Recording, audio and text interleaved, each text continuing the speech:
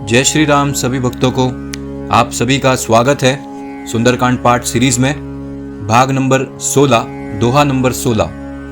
हमने पिछली वीडियो यानी भाग नंबर 15 में देखा था कि किस तरह से हनुमान जी ने सीता माता को समझाते हैं, श्री राम जी का संदेश देते हैं और उन्हें कहते हैं कि राक्षसों के झुंड को आप केवल और केवल एक पतंगों के समान समझिए और श्री राम जी के बाण को अग्नि समान समझिए। यानी आप धैर्य रखिए कि जैसे ही श्री राम जी यहाँ पधारेंगे राक्षसों का अंत निश्चिंत है। भाग नंबर 16 में हम हनुमान जी और सीता माता में आपसी वार्तालाप के आगे के बातों को जानेंगे। तो चलिए लेते हैं प्रभु श्री राम जी का नाम, जय श्री राम, और बढ़ते हैं आगे भाग नंबर 16, दोहा नंबर 16 में। पहले पढ़ते हैं चौपाई और समझते हैं। जो रघुबीर होती सुधि पाई, करते नहीं बिलंबु रघुराई। राम बान रवि उहे जानकी, तुम बरुत कह जातु धान की। हनुमान जी आगे सीता माता जी को समझाते हुए कहते हैं कि हे माता, श्री रामचंद्र जी को यदि आपकी खबर मिली होती तो वह कभी विलंब नहीं करते। हे जानकी, आप विश्वास मानो कि रामबाण रूपी सूर्य के उदय होने पर राक्षसों की सेना रूपी अंधकार कहाँ रह सकती है भला। फिर आगे हनुमान जी कहते हैं, अब ही मातु मैं जाऊं लवाई, प्रभु आय सुनहि राम दोहाई। कछुक दिवस जननी धरु धीरा, कपिनह सहित अहि रघुबीरा।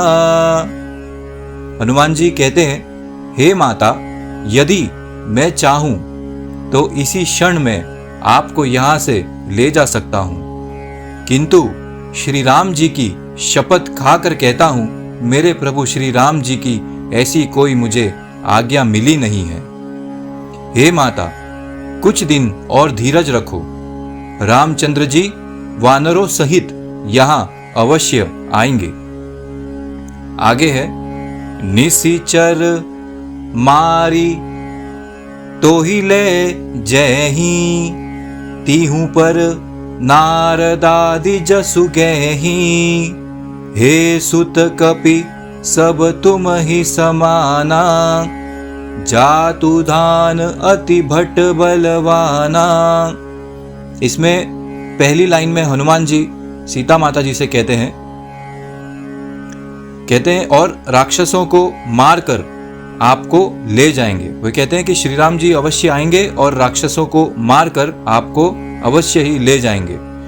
नारद आदि यानी ऋषि मुनि भी तीनों लोक में श्री राम जी का यश गाएंगे।